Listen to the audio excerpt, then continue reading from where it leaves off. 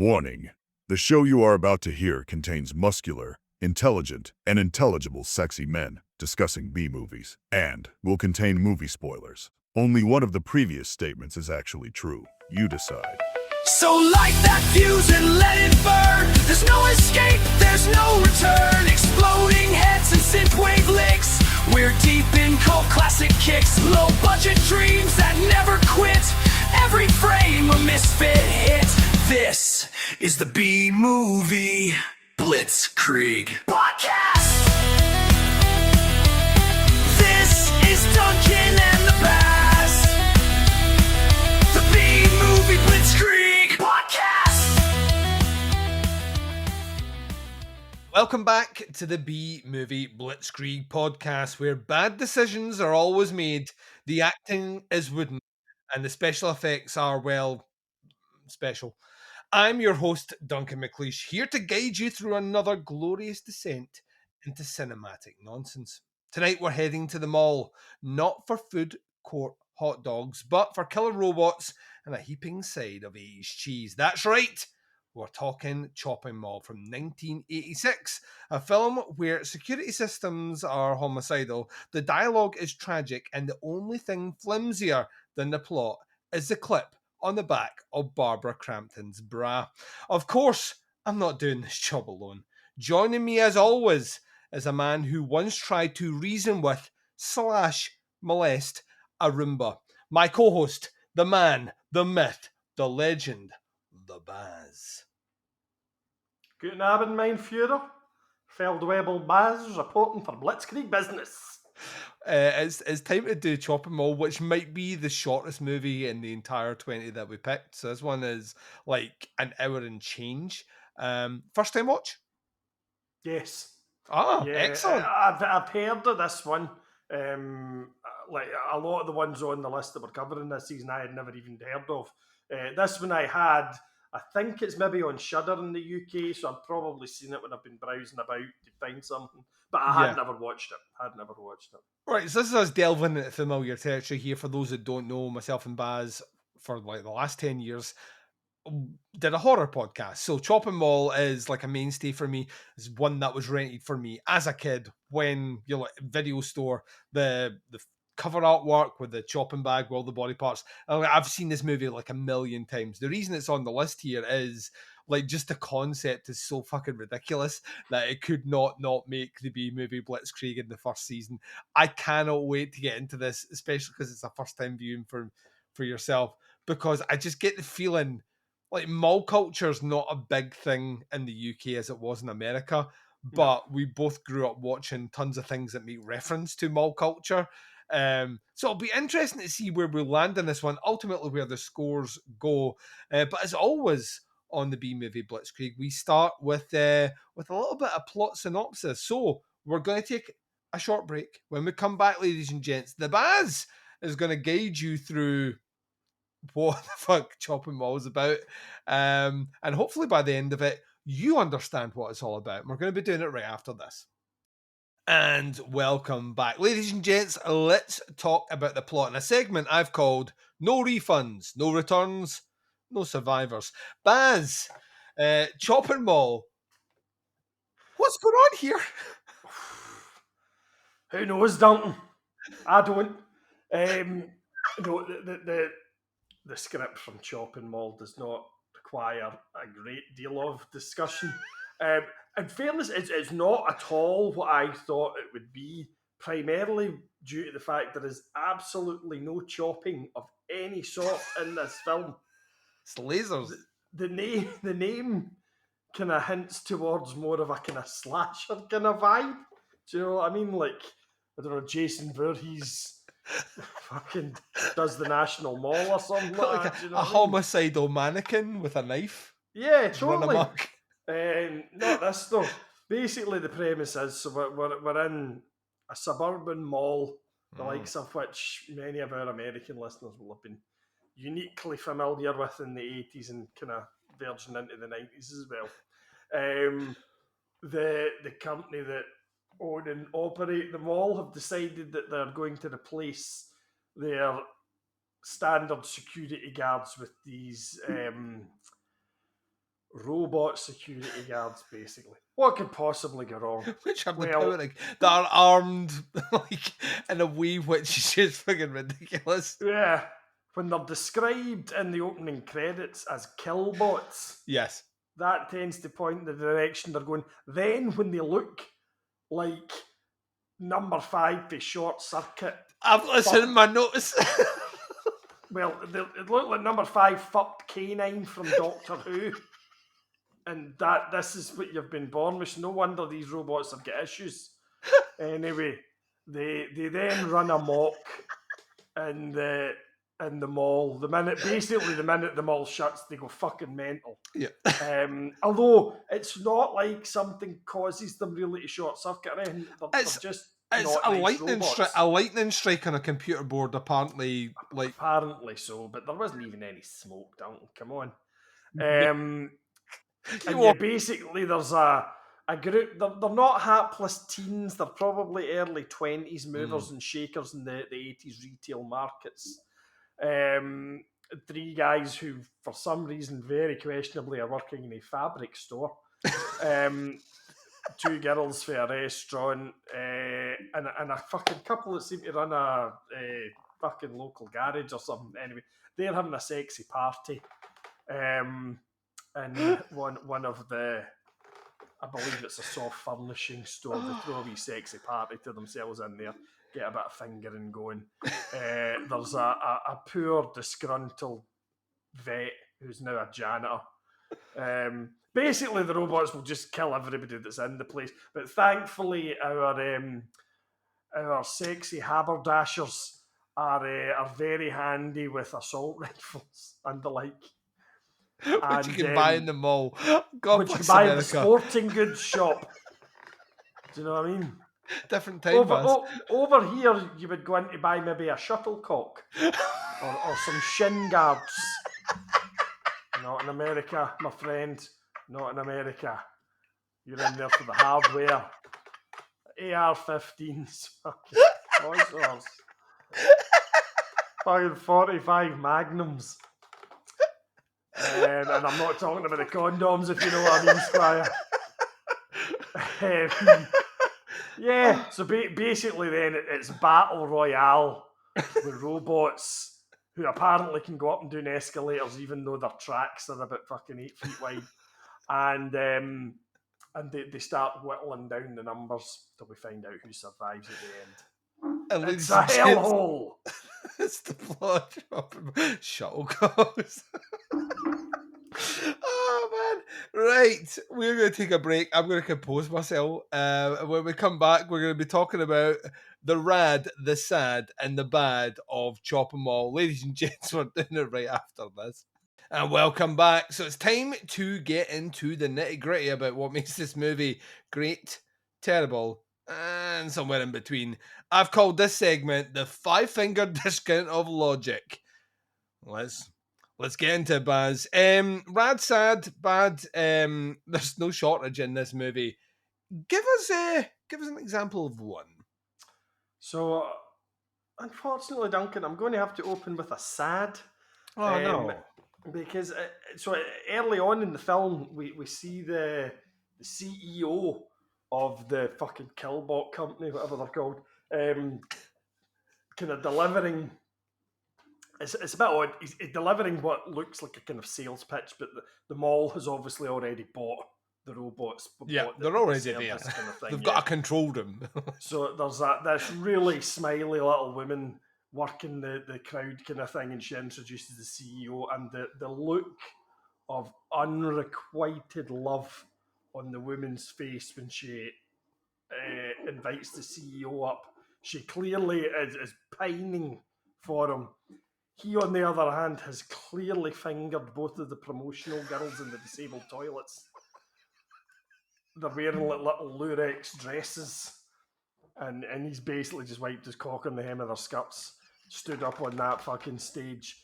The poor little fucking PA woman can probably smell the guff of their plunge wafting from his fingers as he points at the fucking board. Heartbreaking. Absolutely heartbreaking to watch. What about you? Have you got anything?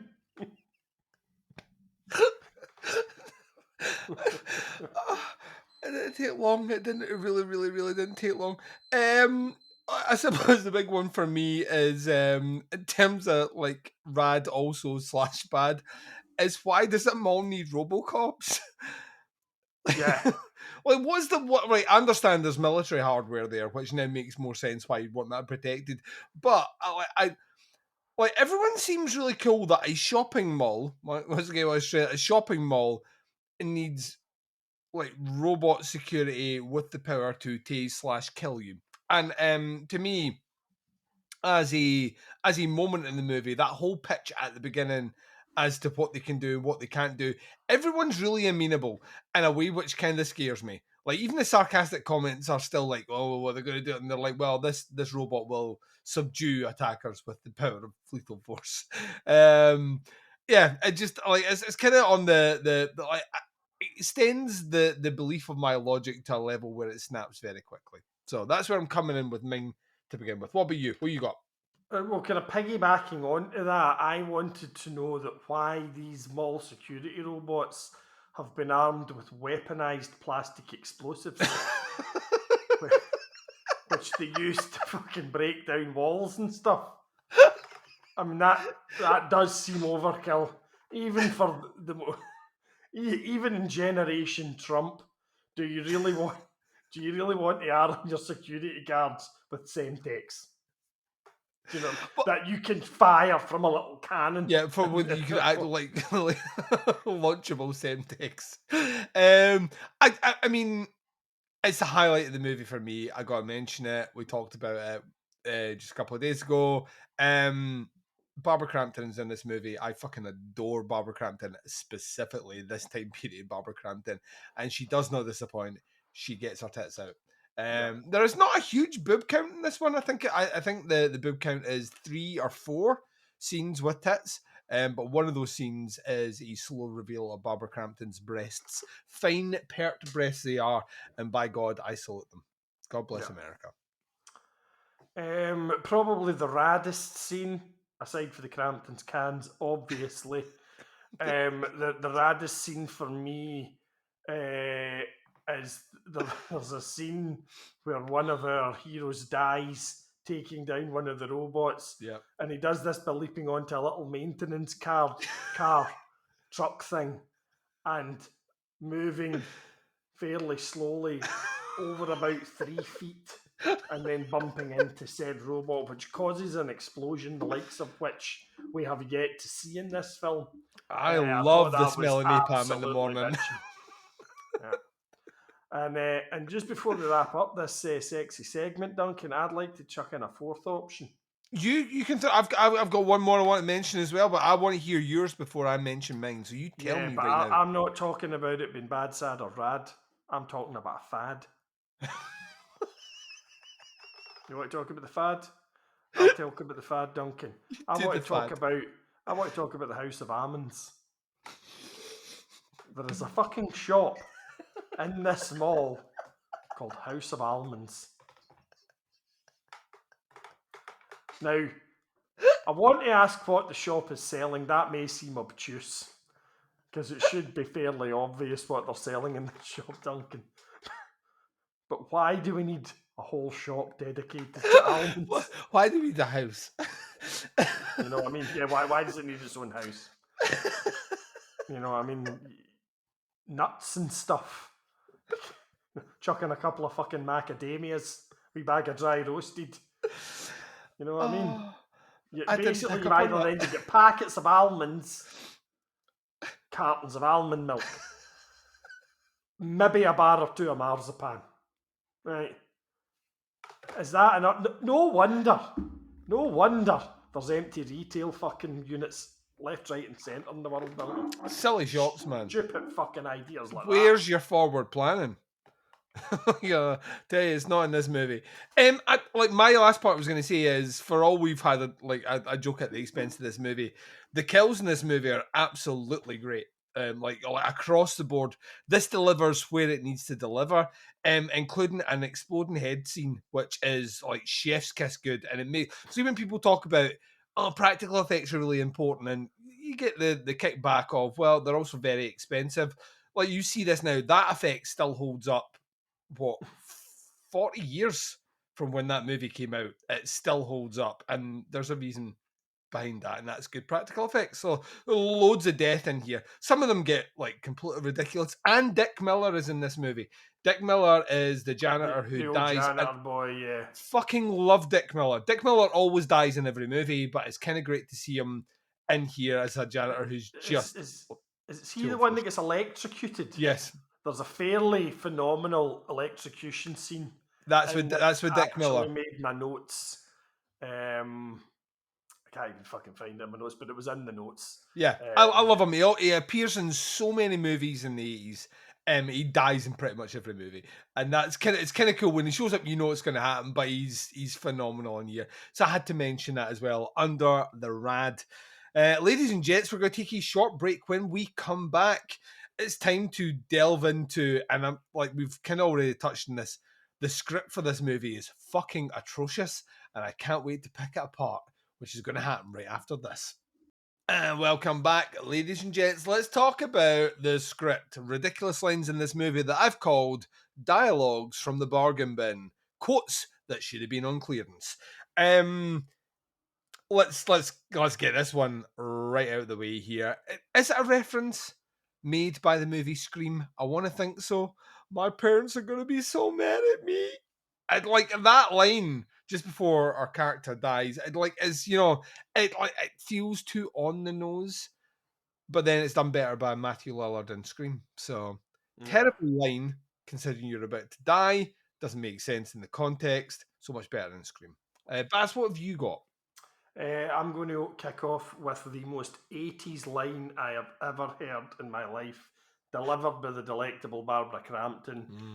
In about an hour and a half, we bail this barbecue, then it's good times to the max.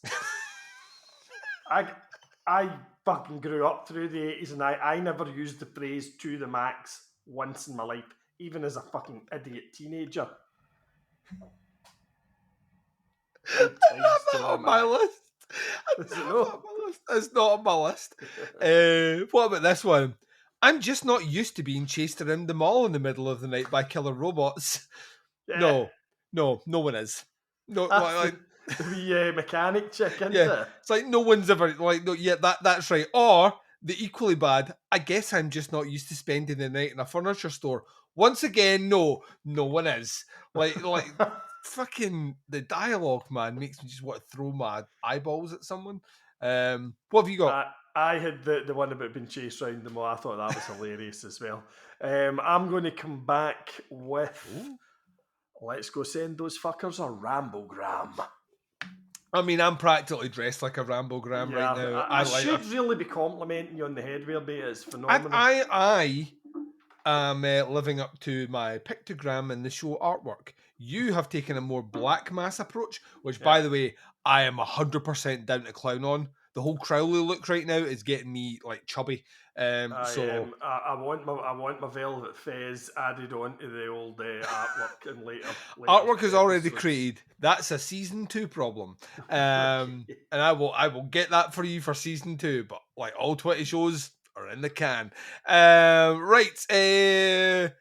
The killbots in this movie basically say just before they kill someone, thank you, have a nice day. Like every single one. Don't make any sense. Like even a little bit. There's a kind of bad. A one-off in the movie kind of makes me smile. By the third time, kind of gets on my tits. By the last time, get yourself a fuck. Yeah, fuck off, robot. I don't actually have any more one-liners recorded, and as I was saying kind of off camera earlier on there, this film, the dialogue in it is dreadful. It's bad. But in terms of actual classic kind of 80s one-liners, it's a bit lighter than some of the other films we've looked at kind of thing. Yeah. I think that's fair. Like not everything can be not everything can be like a thick veiny gold mine just waiting to be nuggeted. Like every now and again, we're going to have to be a sad, lonely prospector. Don't know why I'm sticking with this analogy. Going back with nothing but grit. Nothing but grit. That's what we're getting here. We're going to take a short break. When we come back, we are going to talk about plot holes. We'll see what you've got, Baz. I've got two. I only want to talk about one, though. We're going to be doing that right after this. And welcome back to a segment that I've called Plot Sold Separately. Battery's not included, neither is a narrative. Baz, let's talk about plot holes here. Now, you have more than I do. Yep.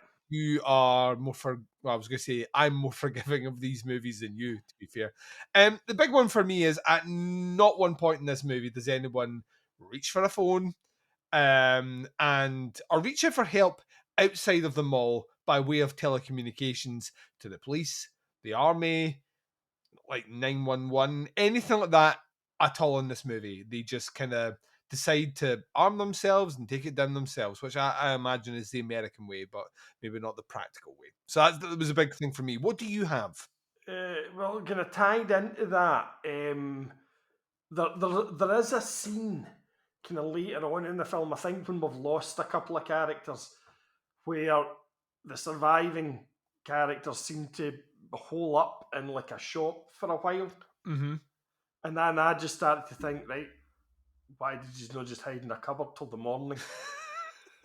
You know, because they clearly, once the threat appears to have gone, the robots stop hunting them. Hide in a cupboard. You know what I mean? Fucking game over. So that annoyed me quite a lot. I had a couple of other ones though. So then we have the sexy party going on in the furnishing store, and when the robots see this, they do. Earlier on in the kind of sales pitch, the guy describes how he gets asked what's to stop them just killing the staff. Yeah. Well, they ask for your ID and you show them your ID and they'll say, have a nice day. And the robots don't do that. No. But they see the sexy party happening and he scoots off to get his wee robot pals and then they just come in all guns blazing. So that's a fucking problem, the programming. Get your robots, Jab. Totally. And like, why weren't the staff like warned about the robots? Because that the swarthy haberdashers and the sultry pizza fucking waitresses they're not at the meeting. No. So why didn't their bosses go, by the way, there's these laser wielding fucking killer robot things, make sure you're out in time tonight? I'd have mentioned it to my staff, certainly. And you know what? We have a great day on the shop floor today, right? We'll try and hustle as much and sell as much as possible, work as a team, and together we'll be able to maximize the profits and give our customers what they want. And a little FYI, tonight, Killbots will be patrolling the floors from 7 p.m. Just keep that in mind. Have a great day, guys. And they have eye lasers and Semtex. So, and a little fist thing that can fucking shoot through your face. So, yeah, just be careful. Be careful.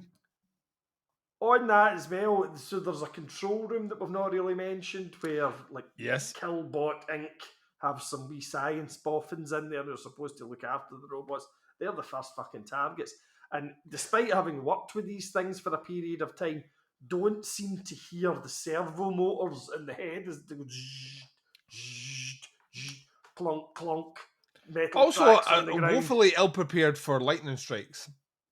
Yeah, totally. Now, I the first guy I'll forgive, he's looking at his nude mags. We've all been there. Do you know what I mean? Granted, it was my mother and not a Killbot that walked in, but you know, it's similar. I can see how you'd get distracted. But surely to God, they would have heard that. Now, when you've got 3 killer robots in the little cupboard behind you, and you hear one of them moving when it's not supposed to be, your Scooby sense is going to go off. Do you know what I mean? Of course. Something's going to alert you. So, yeah, they're a bit shit as well. There we go. Yeah, ladies and gents, that is the plot holes of Chopping Mall. We're going to take our last break. When we come back, we're going to be doling out some scores We're closing out the show and letting you know where we're going in 2 weeks' time. Trust me, you're not going to want to miss this announcement. We're going right back to do it right after this. Okay, let's get to the scores. Bloods, bots, and the bottom line, as I put it, right in the chaos, one exploding teen at a time. The score system here couldn't be any easier. Is 1 through 5. We don't quantify what 1 means. We don't quantify what 5 means. We just give you our scores out of this one. I'm going to kick us in. 4 out of 5 for me. This one is the absolute stone cold classic. Grew up with this movie. Every time I come back to it, I still have as much fun as I did the first time I saw it. So I'm giving it a 4 out of 5. Baz, what about you? First time? Oh. I'm going to be disappointed. I'm going to give it a 2.5. Oh, you bitch. I was real middle of the road, but I don't know if it's maybe because the previous film that we've done, Hard really Ticket enjoyed. is a real tour de force of nonsense. So And I think I was just left a bit disappointed with this. And I also, like I say, I just had this idea that this was some kind of slashery type thing. It just threw the name. Not a bad film. I could see me watching it again for a bit of fun there. Buddy around, a couple of beers or something like that. Sit and laugh at it kind of thing. Do you know? I mean, not a film I dislike at all. But I would just sit at nice kind of middle of the road kind of thing. Right in the middle for you. I get it. Ladies and gents, Baz is wrong. But we love him. We love him so. Yeah, how could you not love that? I swear to God, see, as soon as we stop this call, he's going to start speaking Latin backwards and summoning the key goat. Listen, we've had a lot of fun here. We've talked about Chopping Mall. It's time for us to exit through the gift shop, Baz. See what you did. See what I did? And close out this show here by saying that it is a wrap on Chopping Mall. The only film where mall security actually involves murder bots, teens making it in furniture stores, and the real victim is common fucking sense. It's a cinematic roller coaster. It has exploding heads and more random nudity than a French beach holiday in the 1970s.